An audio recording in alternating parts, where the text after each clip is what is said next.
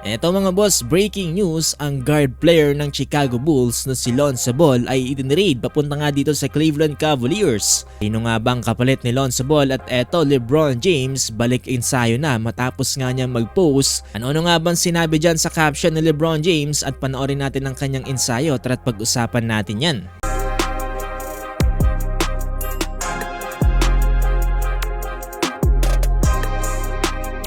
So matapos ang NBA draft ay balik na sa kaliwat kanang pakikipagpalitan ang mga NBA franchise para nga pagbutihan ang kanilang NBA team.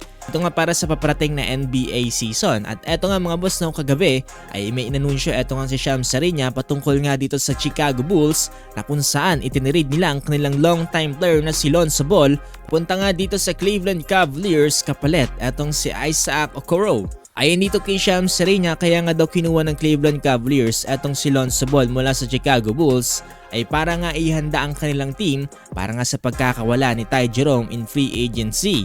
Para sa akin, smart move to para sa Chicago Bulls dahil alam naman nating lahat na itong si Lonzo Ball ay prone sa injury, kaya smart to dahil habang healthy pa itong si Lonzo Ball at may trade value pa, matrade na kagad siya para nga sa ibang players. It makes sense din dahil ito ngang si Darius Garland is expected to miss the start of the season dahil nga sa surgery to repair a great toe injury. Dahil kung maalala ninyo, ito ngang si Darius Garland underwent the procedure in June and is projected to be sidelined for approximately 4 to 5 months. Ito nga para sa Cleveland Cavaliers. Tapos ito namang si Lonzo Ball last season finally returned to the court after missing the entire 2022 to 2023 season and 2023 to 2024 campaign. 35 games nilaro dyan ni Lonzo Ball at 14 dyan siya ang starter. Siya ay nag-average ng 7 points, 3 assists at 3 rebounds. Himbagay na rin to para kay Lonzo Ball to a fresh start and a chance to play a significant role dito nga para sa Cleveland Cavaliers.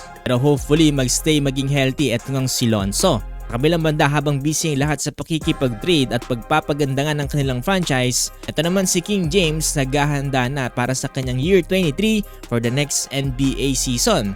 Ayon nga dito sa kanyang Instagram post, ended the 45-minute solo session with 2 of these conditioning drills back-to-back, getting the lunges and quick twitches muscles backfiring. Bago natin panoorin na itong pag-i-ensayo ni LeBron James, ay huwag niyong kakalimutang i-follow itong ating page for more basketball updates kagaya nito.